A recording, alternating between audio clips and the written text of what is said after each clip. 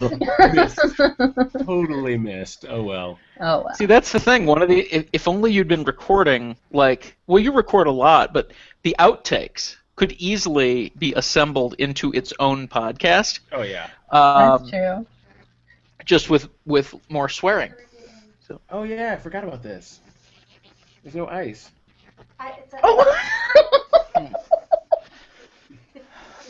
There's no ice. Oh my gosh. I'm an ass. Sorry, I'm gonna need. It's You not just laughed. fun. Like you just gave me this great thing, and I'm like, why is there no ice, woman? Hey. I can't open that. Okay. Ooh, I bought her this last night. delightful. You did. I can't read it, but it looks fancy. It's vodka of some kind. I'm gonna say it's gin or rum. It It's says vodka vodka. on the bottle. Oh, I see. I told you I couldn't read it. I just know my liquors by looking at them. Oh, clearly, yes. It needs ice. It was warm, hon. Calvin needs ice. Crushed ice. And here's your vodka. Okay. Just take my ice. I'll get more. Yeah. Sorry, guys. Getting things all set Well, up. Ooh. at least we know the second podcast will be a little looser and a little more fun than the first podcast. That is usually the way these things go. Yes. Jen's like, I'm missing all the funny stuff. What's being said? Yep. We're gonna stop being funny as soon as she gets here. Yes. So, gun control. Any wild animals die this week? No, just people. I forgot to get it. Hats off. I'll have to wait till the second one. Is that okay? All right. I need to find something funny. I've got one. So, Jen's got one too. Okay. I'll find one between now and the next podcast. Myself as well. I've got this not your father's or not your parents' root beer, and it's root beer with alcohol in it. I've I had that. just saw that at Kroger this week, and I It's- almost bought it, It's and I thought, no. delicious. I had it for the Really? first time a couple weeks ago, and it was really good. I mean, it tastes like you can't taste the alcohol. It tastes like root beer. It's So dangerous. You could very easily get drunk on accident. So one time I was on a camping trip, and on the way up to camping, we stopped at A&W, and I got this like gallon jug of root beer, and then at a party store a little closer to the campsite, I got a bottle of root beer schnapps, and then mixed root beer schnapps with root beer. So I imagine this is like the same deal. It would probably be similar. It says something on the box as to really what it is. I'll tell you when we do the next podcast. It's like 5.9 or something. Yeah, it's 5.9% alcohol. You're absolutely correct. Before we get started, Uh-huh. I want to tell you guys something that's not for release onto the podcast. Oh dear. But I am pregnant. I knew it. How did you know it? I didn't know it. I was However, like, how did you know? when Kara said, when she announced the Texas move, and she opened with the words, "I guess we can let the cat out of the bag," I'm going, she's moving. No.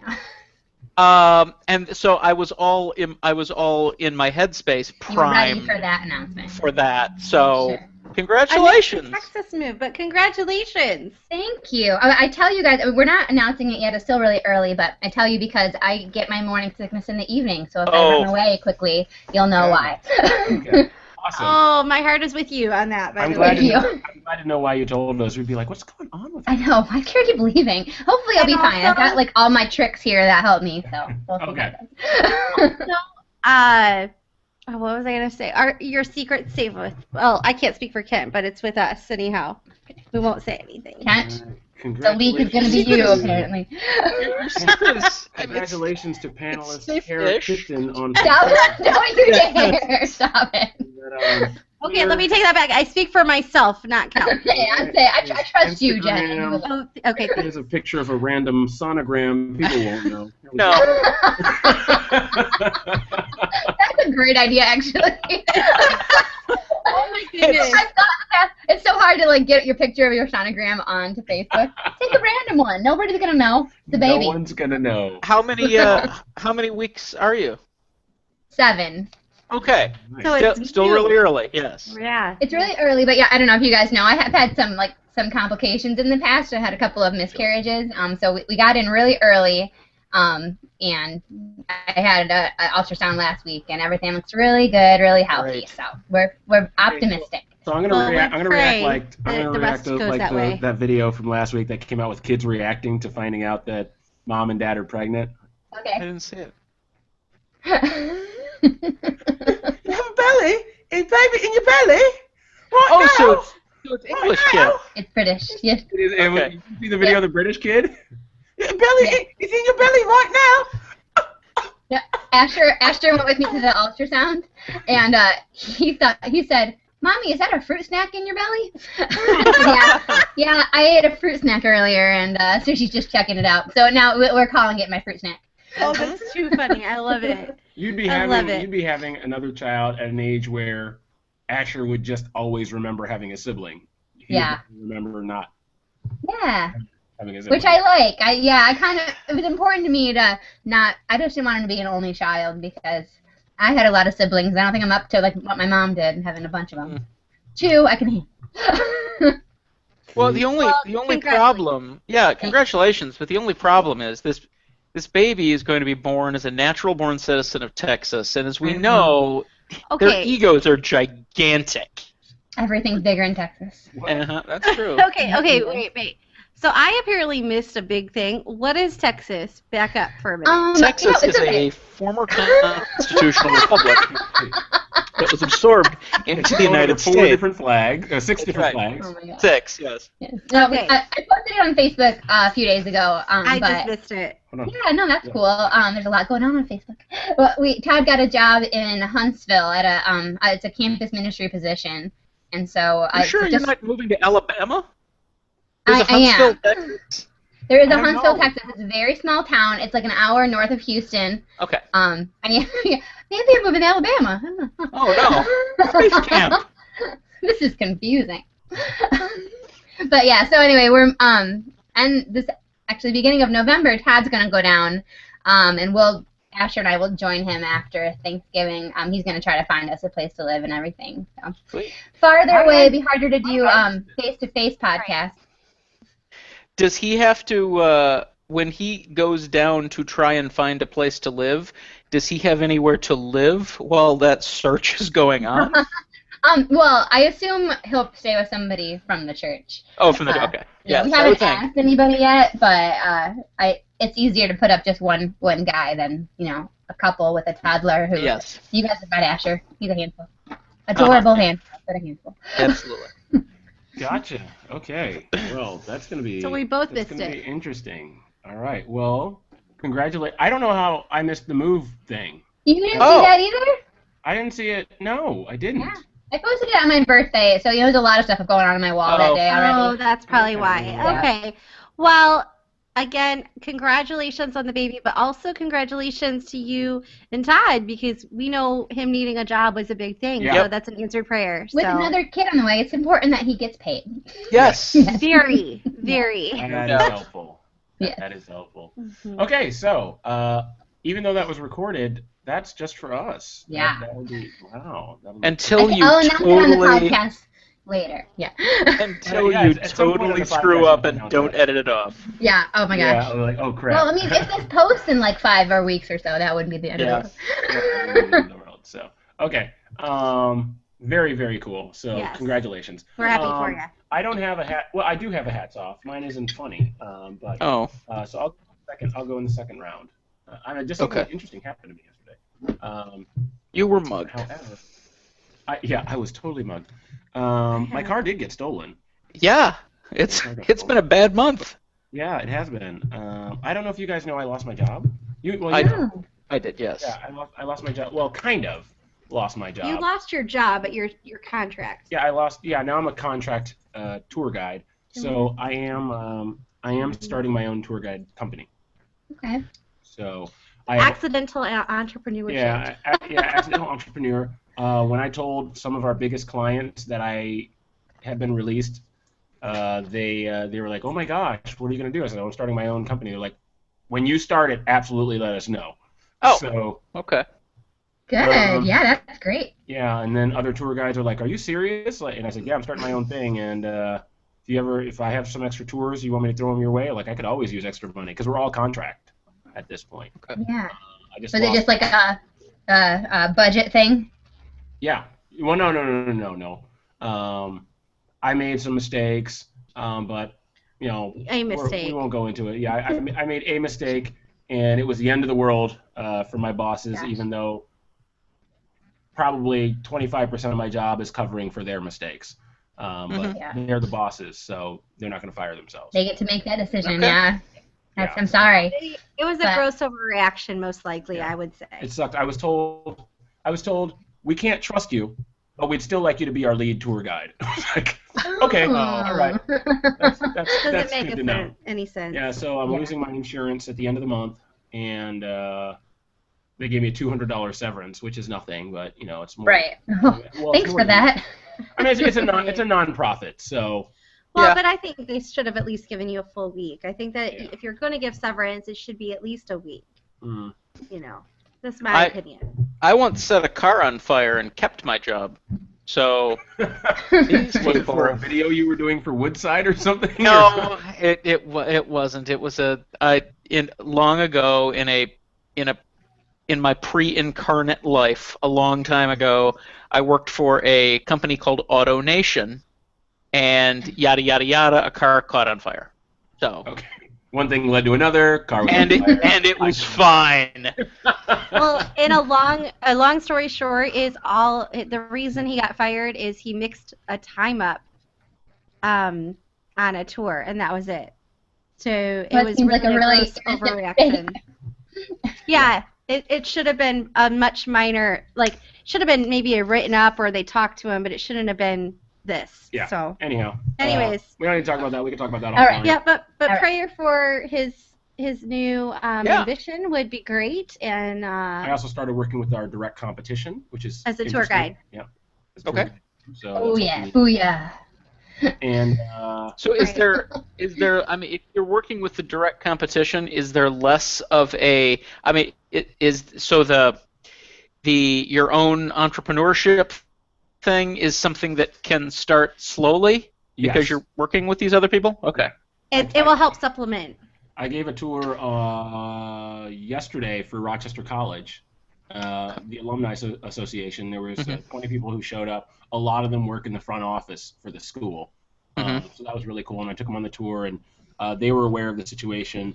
And Larry Stewart, who, Kara, you would know Larry I Stewart. know him. Yeah. And my hat's off is actually to his father. But interestingly enough, Larry Stewart was like, okay, so we want to do this at least once or twice a year, and we would love to do this with you. So you said you're starting your own company, right? And I said, yeah. And he said, okay, yeah. So we'll definitely contract with you directly next year. So, Great. Great. First official client. okay, so Yeah. that's my first official client. It's a college. So Yeah. That's um, good. Yeah. And so hats off. Who's going to do hats off? Jen, why don't you go first because my and I won't mention this in my text, but what I've got goes directly into the topic. Okay. Okay, that's fine. All right, so I don't know if anybody saw this Marine, or I guess ex-Marine, in the convenience store where somebody pulls out a knife and tries to hold up the store. And, okay, so the remarks on this video, my hat's off. It says, note to self, if you plan to rob a store, which you shouldn't, first make sure that the huge firefighting former active duty Marine has left the store. Because what continues to go on in this video is this guy holds up this store, he pushes the Marine out of the way, and the Marine backs up, and then he waits till he has the right position and totally takes the guy down. Who And saw then that coming? waits. I know, right? And waits for the cop to get there, and I just kind of think, you're an idiot. And this guy is so compared, not that he was scrawny, but compared to the Marine, it's like, he could take you, man. What are you doing? So hats off to this Marine, because that is a true act of heroism and bravery. Look. That he saved this store owner, and he took down an idiot and a bad guy. Here's the thing. When I went in there to rob the store, I didn't stop to think and ask everybody their occupation, and Well, I had tunnel vision. I was looking directly at the cash register. I pushed Just him got out some fired. way, and- thank you for shedding some light on his, point of reference in his mind at that it was my time. point of in time. reference. I mean, Calvin, last time we Made it around. taped, you quoted yourself, not quoted yourself. You outed yourself as 6'1", 155 pounds. Audrey Hepburn can take you down. So I don't know how many Marines need to be in the store. You could look at this guy and tell that apparently just the one. you could just tell. Like, it wasn't a matter of you needed to know his history. Like, he was clearly a buff kind of dude. So hats off to him for stepping up. I'm sorry. I'm being told Audrey Hepburn has been dead for 22 years. Yeah, she could probably still take me. Okay. The corpse of Audrey Hepburn could take you. All right. So that's my hats off. It's funny. Anybody who's like 20 years old is like, who the heck is Audrey Hepburn? That makes me sad. I hope that's not true. My Fair Lady. Well, Anybody? Pygmalion? I am staring right now at a Breakfast at Tiffany's poster. That's why it's. That's why she was. Wait, why are you looking at a Breakfast at Tiffany's poster? Why aren't Because you looking at a breakfast at Tiffany's Right. poster? I had a friend who was having. She had a very eclectic dorm room once upon a time, and she had this gigantic, movie theater size poster of Breakfast at Tiffany's in a frame, and she said, "You want this for $10?" And I said, "Yes," despite the fact that I'd never seen the movie. It's a great Kent, piece of kitsch. I think you mean the Breakfast Club. Yes. Yes, that's precisely what I mean, because I know for sure that in the Breakfast Club, I love Molly Ringwald. She's fantastic. Molly Ringwald was wearing a slinky black dress and carrying a cat. Wow. Okay. You know what's funny is if anybody's 20, they don't know what Breakfast at Tiffany's or No. Breakfast Club. Well, oh No. no. Yeah, that's so sad. Yeah, It is true. so sad. True story. So They that's our wouldn't group know. that we've kind of ostracized for this week. Wow. Yeah, we just people. ostracized all Those the young whippersnappers. Hey, you kids! You darn kids, get off my lawn! Actually, I only have- you and Kent did. We did Down not. that rock and roll. I have a 12-year-old niece who refers all the time to, quote, the olden days, unquote. And I recently realized she's talking about the 90s. Oh no! I think I've told this on the podcast. At one point, I had taken my niece to go see some cartoon at the movie theater. I think she was probably 6 at this time, and she saw a payphone on the wall. And even I was like, "Oh my gosh, a payphone! Hey, That's look kinda at that. crazy." And I was like, "That brings back some memories." Calling collect. Hey, would you like to take a collect call from the movie's over? Come get me. That Yeah. that kind of thing. You remember that commercial? we got a big boy. We had a baby Baby boy, boy. right? I love that one. But the funny thing is, she looked at it and she goes, "Oh, Uncle Calvin, that must be like an old timey telephone." Like in the old west. Wow. Old timey. You find your own way home. Like from medieval times. I Telephone. remember the first time I worked Okay. in youth, and one of the youth referred to a song from my high school. And mind you, I was only like 23 or something at the time, and they were like, "Oh, that's like an oldie." And I remember like, "No, oldies are what my mom listens to. What are you doing?" Everything's becoming old quickly because when I was a kid, I used to watch Nick at Night, and I would watch Donna Reed, and I would watch, my Three Dads? Was that what it was? I don't even know. My Three Sons. My Three Sons.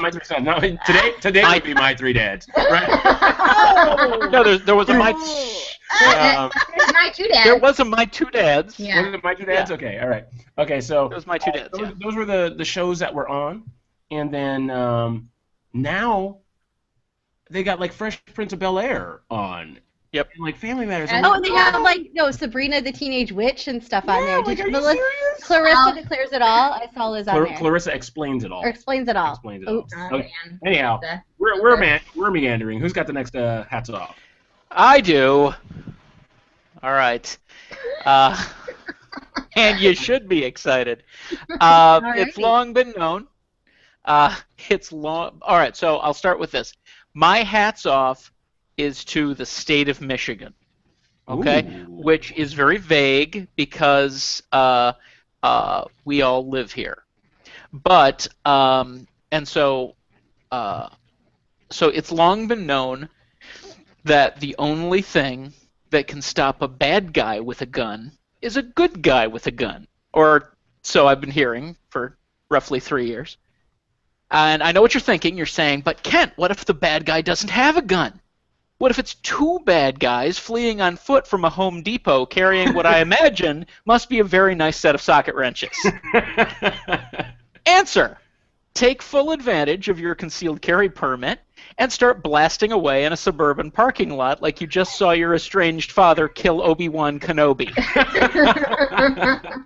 I'd Wow. give you this lady's name, but the police haven't released it. The shoplifters at this Home Depot have been caught and arrested, and Annie Get Your Gun Control will likely not face any charges because apparently there's a Michigan law that might make what she did legal. So hats off to you, Michigan, catching up with Texas. Wow. Should Poor should Texas. we move? Should we move out of the state? Guys, come with me.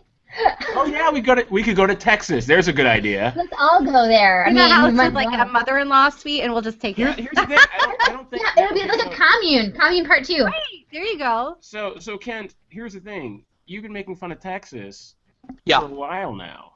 Yeah, You've been making fun of Texas. because everything's worse in Texas. And Don't tell me that. Kara, is it okay to reveal that you've got some aspirations in Texas coming up? Yes. It's on Facebook, so the world Okay, so can let's- know. Oh, yes. Kara- Okay. Kara's Public. moving to Texas. Are we Facebook. going to still be able to make fun of Official. Texas? Are you gonna take it personal, Kara? Oh, I think I have some inside information to make fun of Texas. Michigan is still my home, so I plan to be very, very critical of my new home state. You're You know what, welcome, though? We Texas. can no longer say that everything is worse in Texas because now Kara is there. Kara. Yes. So Kara is at least one good silver lining there, right?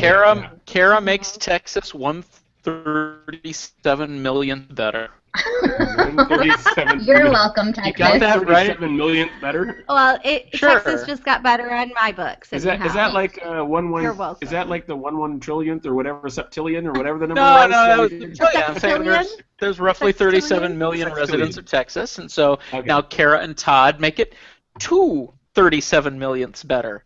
Boy, I'll tell you, if you Wait. What? She's got Asher. She's got Asher. too. 3. yeah, but I don't like him. 3. Oh, So Oh, dang. What What just happened? Texas, if you don't mind insects the size of baseballs, there's that nothing is, like, wrong the with one you. thing that's killing me. I Tarantulas. thought that was Florida. Like they've got mosquitoes the size of Them pterodactyls. Oh my Two. goodness, Florida too. Yes. Yeah, they have Oh my God. tarantulas in Texas. I'm just saying. Texas, where the movie The Mist is considered a documentary. Like, I will literally Okay, so- be okay with having a shotgun if there are tarantulas in my house. I'm going to completely Okay, so- change all my stance on guns. So speaking of guns, that is our Speaking that's our of. topic this week. So I in recent weeks there have been more school shootings. There's been another school shooting. It's starting to become common. I believe the New York Times now actually has a school shooting section Oh. online to just track them, right? That's just I too. just saw- That's I too just saw depressing to make a joke about. It's somewhat depressing. Now that's not include. I mean, obviously that overlooks the daily gun violence that is going Right. on. Sure. Because nobody cares about what goes on in the hood. As long as people are getting shot in the hood, that's okay. When it happens in Middle America at a school, everybody's got a problem with it. But that's slightly showing my cards there. I don't think that we disagree on that point. But so there's been a rash of school shootings in recent years. I don't even know how many in 2015 have happened at this point, but 294. 294. Oh, school shootings. No, I'm sorry. Yeah, that's what I say. That's 294 mass shootings. Okay. 294 mass shootings. Some at schools, some others. Okay. So 294 mass shootings in 2015 alone.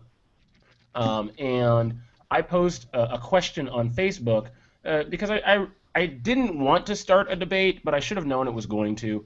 And this is actually one of the first debates that happened on my Facebook wall with me asking a question, and then I did not participate in the debate at all. But there was a lot of posturing. But the question I had was, okay, with all these school shootings that are going on, I keep hearing the rhetoric of, well, the government wants to take our guns. If they take the guns away, remember what happened in Nazi Germany. And I was like, well, hold on. Lots of countries have gun control where people don't have guns, and they have a much lower crime rate, or at least violent. They have pretty much no mass shootings in their country because people don't have guns, good guys or bad guys. Right. And the argument is, well, if people take our guns, then only the bad guys will have guns. And so I guess the question for me comes from a historical standpoint of, so these are the questions I kind of want to take into consideration. We have understood certain things like the Constitution, all men are created equal. Historians understand that to mean what the founding fathers meant were white landowning males when they said all men. Okay, so there are times where we understood the founding fathers were wrong on some things. They were not infallible. Yes, the Constitution is the law of the land, but they were not infallible, and that's why we make amendments to it. It's a great document, but we make amendments to it. So could not the founding fathers have been wrong on the right to bear arms? Did they take into consideration, the firearms that we have today, fully automatic rifles and things like that, meant that with only the intent to kill, not for recreation, they're meant to kill. And I don't think you should go hunting with an AK-47. I don't think anybody does that, right? But the question really is, as Christians, in a culture where mass shootings are taking place on seemingly a weekly basis at this point, and other shootings happening in minority communities, and Annie Get Your Gun at Home Depot, how can Christians approach the conversation? Are there any spiritual implications for the topic of gun ownership, responsible gun ownership, open carry, and just these mass shootings? How should we approach gun control? How can Christians thoughtfully engage the topic of gun control in America? Let me step up for just a second and step in to back up the white slaveholding males for a second. Okay, please do. Because the text of the Second Amendment to the Constitution of the United States. After you say this, you are fired, just so you know. Oh, okay. All right. Yes.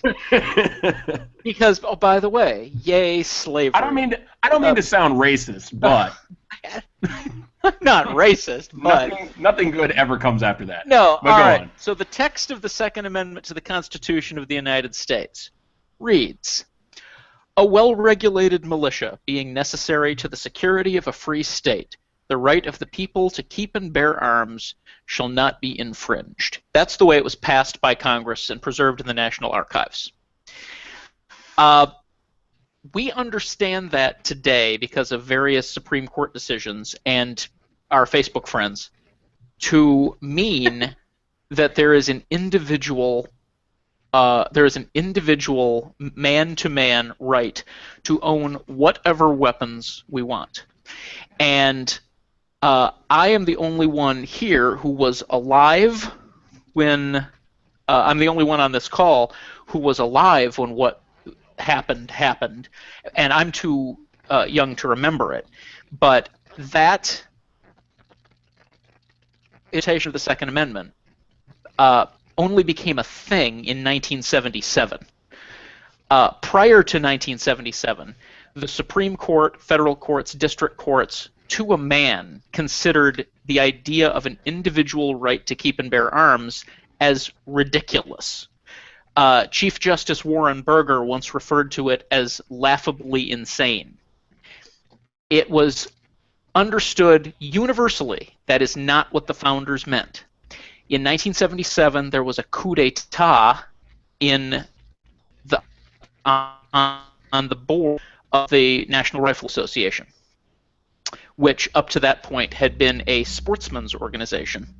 and concerning themselves with things like gun safety, hunting, and merit badges for kids. And starting in 1977, they became a lobbying organization for gun manufacturers. So the question about whether or not the white slaveholding males might be wrong, and on a great many things they are, but I think it's legitimate to say that on this they weren't, that their intent was for the militia, the peacekeeping force, a well-regulated group of civilians keeping the peace and providing for the common defense, as being allowed to own and maintain weapons. That is what I believe their intent was, and that's fine. But I think the Second Amendment, as we understand it today, would make the writers of the Constitution weep. Okay, so does anybody on this podcast right now, and I think that was a good explanation. I want to kind of extrapolate from there. Does anybody sitting on this podcast have a gun in their home? I know that I don't. Not to get too maudlin, but I did. I had two. One I,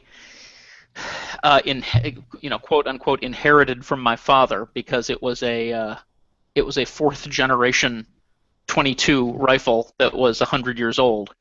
And when my dad died, I just took it, and I didn't use it, and I kept it under the bed. And then my grandfather, on the other side, my mom's dad, had a sawed-off shotgun, which he didn't will to me. It was just nobody took it, and it sat in my closet. And coming up on 3 years ago in December, when the shootings in Newtown, Connecticut happened, I was filled with disgust at the sight of them, and I took them to a police station to be destroyed. I have a Nerf gun. That is all. You can put your eye out with that thing. That's true. You can put your eye out with that thing. I don't have one. Yeah. I do not, but I don't personally have a gun, but my family did. Do they still have one? Yeah. Okay. Say my dad has about 6 or 7 guns under his bed. 6 or 7 under his bed? Yeah. That's like, okay, see, here's the thing. Like, if someone breaks into my home, I don't want choices. Yeah. Okay, so which one do I want to use tonight? I don't think he's choosing. I think he's getting all of them out Rambo style. Well, my family at large, I don't think had a lot of guns, but my brother, my younger brother, he has a gun. Actually, I think he has a couple. One of them is primarily just a hunting gun. But he actually won competitions and stuff for his archery. He has very, very good aim. And so then he got into the shooting, at the range, and then hunting. He's not a big avid hunter like some, are crazy for it. He doesn't really go much. But he is into, I guess, the sport of it. And, but he is very into the safety and such of it. And my parents insisted on that, of course. But yeah. And my dad did have one. I don't know if he still, had that, but my mom might have gotten rid of that at this point. I'm not sure. Okay. Pause. You're speaking way too soft and not directly into the microphone, so I need you to speak up a little bit. Okay. All right. Noted. Thank you. Unpause.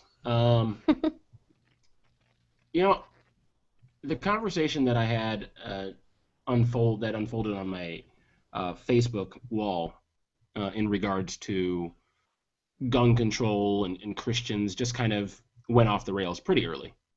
I don't think anybody even really engaged the actual question. There were meandering trails, and things were addressed. People were addressing the meandering trails, but they weren't addressing the question that I had directly. For the most part, I think there were maybe one or two people, but it was a lot of, here's my, Republican Jesus has guns response, and then there was generally the, hey, here's my moderate response, and hey, here's my liberal response. And it was very, very much, it was more political than Christian, even though I think there were a lot of Bible verses thrown around to support people's cases. But in a culture where violence is proliferating, where we are a nation where mass shootings are so normal that the New York Times has a section for it, that we become almost not immune to it, almost callous to it. Like, when the school shooting happened a few days ago, I literally did not click any links on it because I was just like, okay, it's become so ubiquitous. It's almost like something that comes up in my Facebook feed, and I'm like, okay, well, here's another dumb thing that another celebrity did, and I don't want to waste my time reading about it. It's a waste of my time. Here's another school shooting. I don't need to click about that because it's a waste of my time, because next week there's going to be another one, and then there's going to be another one the next week, and I can't, I literally can't keep caring, or I'll just be ruined. School shootings have become like a grotesque Mad Lib. You fill in the name of the city, you fill in the name, you fill in the number of people killed. Did the gunman die? Yes or no? And then you've got a couple of parents crying, will this time be different? Are we going to do anything? No, we're not. We're never going to do anything. And that's where my question comes in, because as Christians, what I've seen happen, especially amongst my conservative Christian friends, and that's not to say that I'm not conservative here or there, it just depends on the topic. And I'm not pro-gun, I'm not anti-gun, but of the people that are very pro-gun, the first thing they go to are arguments as to why I should be able to keep my weapons. They go to worst case scenario, someone's going to break in my house and kill me and my family, so I need to be prepared. And I get that. I understand that argument. It's a valid argument in some way, in some ways. But I just feel like it's not a Christian response. I look at the Bible, and yes, in this situation, Paul was talking about the situation I'm about to talk about. Paul was talking about food sacrificed to idols and not wanting to offend a weaker brother. But he said, I would rather give up meat for the rest of my life than offend a weaker brother. And I feel as Christians, those who are Christians who immediately jump to, I need my guns, I want to protect my family, and I just like to shoot guns recreationally, and I like to go hunting. I would rather give up recreational shooting. I would rather give up hunting animals. There is a question about defending your family, but I would rather give up at least two of those three things than keep my guns and another school shooting become normative for American culture. Okay. But I don't think that's ever an option for people. Here's the thing. Okay, so, and I might be the minority here, but, okay, one, I think the school shootings is not necessarily a gun issue. I think that is the political issue that the media and the politicians are wanting us to have. I don't think it's the actual underlying issue. I think that there might be some gun laws and requirements, regulations, whatever you might call them, that need to be put in play, because one, how are these kids getting guns? Okay, they're not old enough to register a gun. They're not old enough to buy a gun, so we're not really talking about gun laws. I think we're mixing and muddling the water, and I think that that's on purpose by the media and by the politicians because they have an agenda. But they are not the ones buying these guns. They are also not the ones abusing these guns. No, in some cases, in many of the cases where the school shootings have taken place, they always say the gun was obtained legally and they're old enough to have gotten the gun, and it's generally those. There were a few times where a parent had gotten a gun and the kids went and took their parents' gun. Here's my point then in full.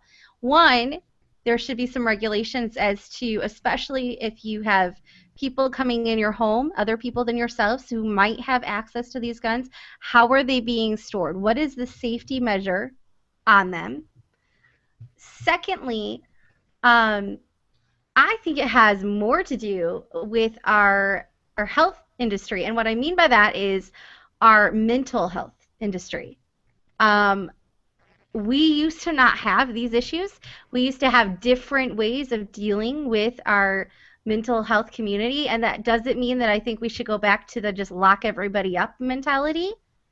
But the reality of it is that we have a very passive mentality now. We want everybody to be included and exclusive, but we don't really want to talk about some people who really need some help and who are a threat. That doesn't mean that it should be an everything goes. There is a case-by-case thing, but there are many professionals who are trained in these things that should be able to predict how stable somebody is, and maybe there should be some screenings in that as far as getting these weapons. And I think that that's something really useful to talk about, not just around, Robin's bush here, Robin's bar, or whatever the saying is. I'm saying it's wrong. I have no idea what you're around, talking about. like around the barn or around the bush kind of talking. We're not kidding. Beating around the bush. Oh, okay. Around Robin. That's what I was going for. But anyhow, it's not accomplishing anything. It's like, what in the world are you talking about? Saying the wrong thing. I was on my tongue, but I couldn't get it out. Anyhow, because here's the thing. It's really not about these other issues. It's not about somebody going to hunt it. It's not about all this other stuff. It's really about making sure that essentially the stable people are the ones allowed to buy these guns. There's always going to be a black market, whether they're legal or illegal, so I don't even think that's the relevant thing. Okay, Kara, what are your thoughts on this? Yeah, I think I find myself, as with most hot button issues, like very much in the middle. I think a big problem is that in this discussion and so many other discussions, it's all or nothing. The sides are so far apart and so unwilling to find common ground. I think that we can all agree that we don't want any more innocent people to be shot. Like I was raised in a home with guns. Like I said, my dad, he's an avid hunter. He kept guns around. And you never shot up a school. Yeah, no, he didn't. Well, you didn't even. No, I didn't. But I don't like guns. And we don't have one at our house. I did have a friend that committed suicide by shooting himself. And so there is a part of me that's definitely like, that's not like. And I had a friend who accidentally shot himself and died as well. So I have, I understand both sides a lot, and I think you're right on, Jen. I was thinking that the same thing about the school shootings escalating. We've had guns since the country was founded, and the school shooting thing has really become so crazy within the past, couple of decades. So I think that is something to look at. I think guns are an easy scapegoat to say, well, guns are the problem. Get rid of guns, and we'll get rid of all the violence. And I know people want to bring up Australia and how wonderful things are in Australia. I lived in Australia, and I appreciated that there weren't as many guns around. At the same time, there was muggings on the train all the time. The trains were so dangerous because the security guards on the trains didn't have weapons. And so what are they going to do? Somebody starts mugging people. It wasn't like I felt like so much safer walking around the streets in Sydney. People are still violent. People could still jump you or have a knife, or somebody could actually have a gun that they got somewhere, and there's not a gun in sight for anyone to defend themselves. And so, I think that there are definitely some pros to the gun control laws in Australia, but I think it just comes back to the guns. Guns aren't the problem. People are the problem. Evil in the world is the problem. We live in a broken world. I don't know if you remember this, Calvin, or if they were doing it when you were at Rochester, but they would do these discussions where they'd have a couple professors from different sides, like who had different stances on the same topic, kind of come into chapel and have a discussion. And I ran a program like that was bigger than that, but yes. Yeah, you did. I think, yeah, exactly. You took it a lot further. I think this is kind of just like the early days of that. But one of them I remember was about gun control and kind of about patriotism and just, the Army and everything. And at the time, my parents were in the military, so I kind of was really, gung-ho for, yes, send American troops everywhere and defend people. So it was really interesting to hear a Christian, as Tom Golden, who was in the military, talking about how important it was for him as a Christian to defend those who could not defend themselves. Having a gun was very important to him in his faith. Like, it made him feel like I can do good in the world because I can protect the innocent. On the other hand, we had Rex Hamilton, who is a self-proclaimed pacifist, and he said he just, he in his conscience is what? He was from the Mennonite background. Yes. Oh, he was from exactly. the Mennonite Yep. background. Yeah, exactly. And he said he couldn't reconcile in his conscience any kind of violence. He might step in front of a bullet that was meant for somebody else, but he wouldn't shoot back. He didn't feel like that's what Jesus would do. And I think it was good for me to see that, because I could see that, two people that, both of them God-fearing men, both really care about what Jesus thinks about their actions, coming to different conclusions. And so I say that to say, the conversation is going to be so much better about this if we stop being like, well, you're evil if you believe that, or you're terrible if you believe this other thing. Like, I think, as far as I know, all the mentally well people that I know do not want innocent people to die by guns. And I think if we can agree on that, we can start the discussion and move it into a healthy place together. Yeah, I think one of the things that, going back to your Australia thing and the officers not being able to do anything to these people because they don't have any weapons, I think one of the arguments has been, well, if you have a knife, there's not going to be a mass stabbing. You might get one or two people, but then you're generally taken down. Although there is one story, I've only read this one time in my entire life, where a guy somehow stabbed like 23 people, and I'm going, okay, what was going on that he was able to stab 23 people and not be stopped? A mass stabbing. But generally you don't hear about mass stabbings, you hear about mass shootings. And so the idea of making it a little more difficult and I don't know how you would legislate this, I don't know how you would do the screenings, I don't know how you would do psychological testings and all that stuff, maybe it's just too expensive. And so I think people are like, just take all the guns away. But I think that there's this idea that if we take guns away, you have lessened the ability for mass shootings to happen. Will stabbings happen? Yes. Will muggings happen? Yes. But to a far lesser degree, I mean, less people will die in the doing. But the question really still is, and I want to comment kind of on what President Obama said to move this conversation along. We only have maybe another 10 minutes on this topic, so I want to get your guys' point of view. Because President Obama, with the most recent school shooting, said thoughts and prayers are no longer enough. Okay? Every time this happens, our thoughts and prayers are with you, but that is not enough.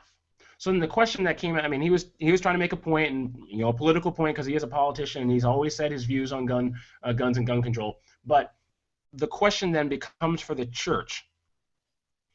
We're a place of healing. We are a place where we do pray for you. We can mourn with those who mourn. We can rejoice with those who rejoice. But is there a place for the church to gather as a unified whole on a particular issue like gun control, so we can address gun control as the body of Christ before these things happen? And I know we're all on different sides of the spectrum, so maybe it's difficult to do, but is there a unified front that the church can take and say, hey, at least we can go this far on the topic? Because I don't see that happening. Maybe it's impossible, and that's why I'm not seeing it happen, but that's really the question really been wrestling with. Like, why doesn't the church? We have a comprehensive view on racism. It's wrong. Let's preach against that. It might be ingrained in some of our churches, but we rail against it.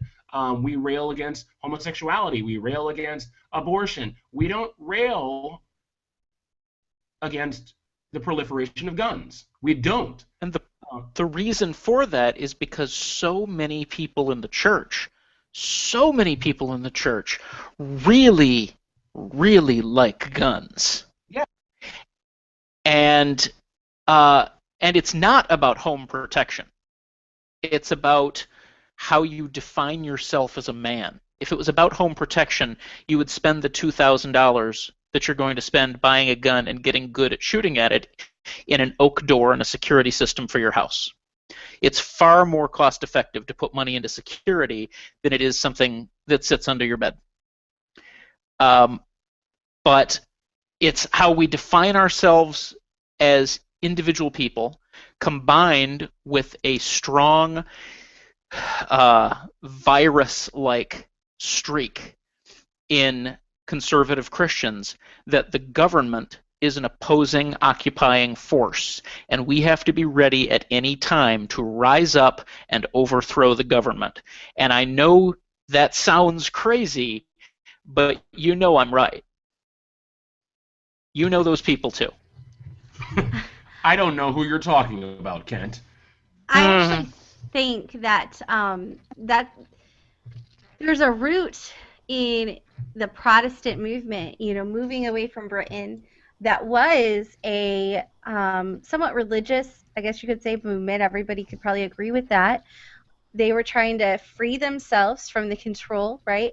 And the idea was that you, as an individual and as a community, needed to fight for what you believed was right. And I think that there is part of that in there.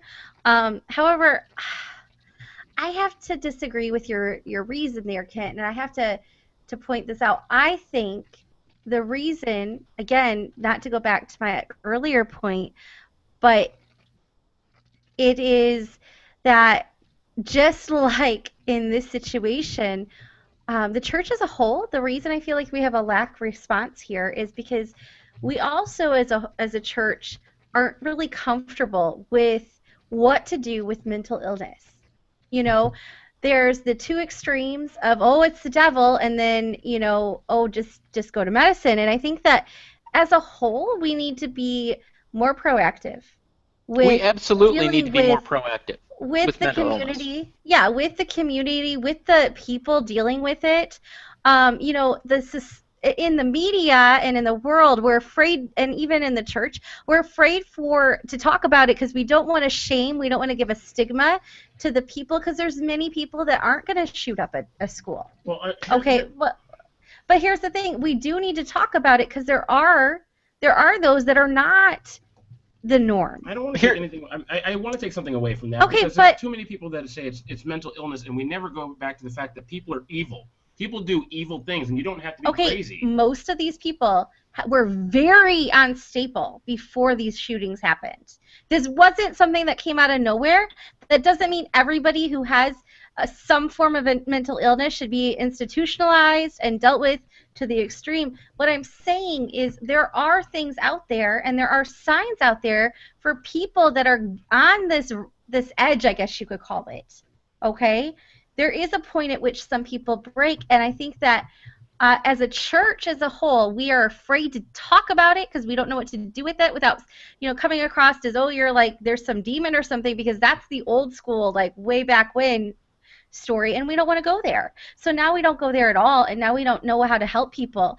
And I think that we need to help these people, these victims, and their families, because they're both victims. I just think that the mental illness thing, okay, it could be true in some cases, and some people are unstable, but I think the mental illness whole issue, and we could talk about mental illness in another podcast, but I really do think that that's a scapegoat to make us feel better about ourselves. Or is gun control a scapegoat? Because what one of those individuals were stable? No. When people get shot, gun control is a natural question to talk about. What stable person would shoot up a school? They weren't robbing a bank. They didn't shoot somebody because they got in their way. They didn't shoot somebody because they had a hate with them or like a passion crime. They are not stable. None of these people are stable. Well, then you could say that about our soldiers who were shooting people. And No, say those everybody soldiers are makes, just- I'm with you, Jen. I do think mental illness is the biggest issue here. But those I- soldiers are willing to lay down their life. They are not. That's not mental I say illness. everybody makes really bad decisions. I guess we could all claim moments of insanity in those moments when we make really bad choices. Sure. I think you're right. Mental illness is a problem and does cause people to do irrational things, like shoot, a classroom full of children. Like there's no rational reason to do that. But the world is evil, and the Yes. evil influences people. And so whether they're mentally ill or not, just being in a world where they're taught that they should have whatever they want, and maybe somebody is coming after them, or they have to get revenge for something, mentally ill or not, I think people can get all kinds of crazy ideas in their head. Right. Let me give you the quickest way to end a conversation about doing something about mental illness, because whenever the subject of gun control comes up, conservative politicians go on television and say the real problem here is mental illness. And if you want to make that a short conversation, say, I agree with you, which means we're going to have to spend a dramatic amount of taxpayer dollars on expanding social services to mentally ill people. And they will say no. Yeah, well, that would be The crazy. school should No, use that. I don't know. Maybe they do that. Okay, first of all, I've worked with a lot of mentally ill people. I'm not against them.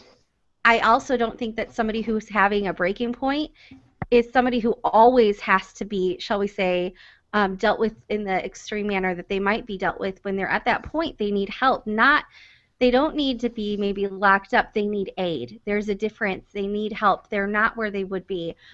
Anybody can have a crisis and a mental break. Some are very close to that, or they are more often. So I don't want anybody to think I'm against that, but I don't think it's going to take a major spend of taxes, whether we get rid of guns or whether we do something else. But I think as a church, we need to not be afraid to deal with the tough area, and talk about the evil in this world, and that because of that, we're fallen, and because of that, people are broken, including those that have mental illness. Okay, so here's why this isn't mental illness to me. God, okay, so we don't say this about gangbangers. When gangbangers are out in the street and they're shooting each other, we don't say that is mental illness. And a guy could be in a gang, and he could kill 20 people, not all at the same time. Over years, he could be a drug kingpin, whatever. He's not mentally ill. He's a gangbanger. He's a thug. He's a monster. But when one person does it in 15 seconds, mows down 30 people, Well, the and their difference children, well, is- now they're mentally ill. I think that is, again, a scapegoat. It's to No, make us feel better because about the reason ourselves. people kill This is the same are reason we call gangbangers monsters. drugs, sex, and money. The guy in the gang, he's got this allegiance, and he's killing for one of those three. There's a very, I shouldn't say reasonable because it's not, but there's a very easy path as to what he's doing to figure that out. Like if a police officer goes and investigates that. Now there's one. But why isn't he mentally ill? Well, because he's thinking it through, for one. Okay, it's not a sudden break in his conscious. There's a motivation, so to speak, of the typical reasons you commit crime, like murder, okay? Those are the three reasons that people usually commit murder, with the exception of a break or a sociopath. Like, people don't just go in and randomly shoot up people. Like, look up the statistics. The statistics show that.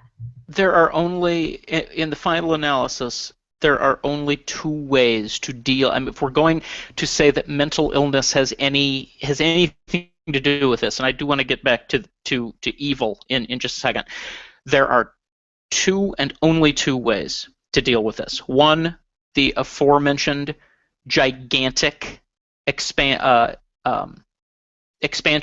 in social services to mentally ill people, or proactively locking people up who haven't committed a crime yet. You either take them off the street before they do something, or you try to keep them from doing something which isn't free.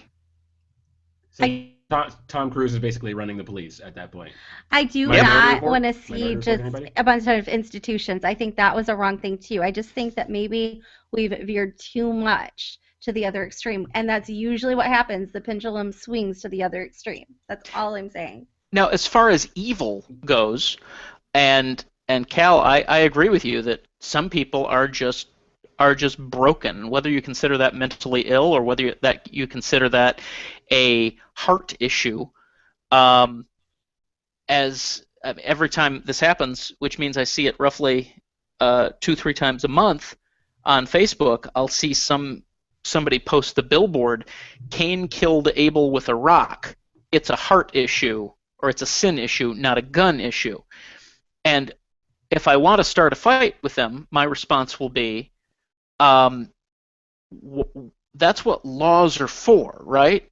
Is to restrain the evil heart, to make it harder to commit crime, to put obstacles in the way of evil desires and evil tendencies, to lessen the damage on society. That's the only reason laws exist. So why in this one circumstance are we willing to say, what are you going to do? Crazy is as crazy does. We'll end right there. I think that's good. So, 5-minute break. We'll get back on, okay? Okay. Yep, you'll send a new invite. Yep.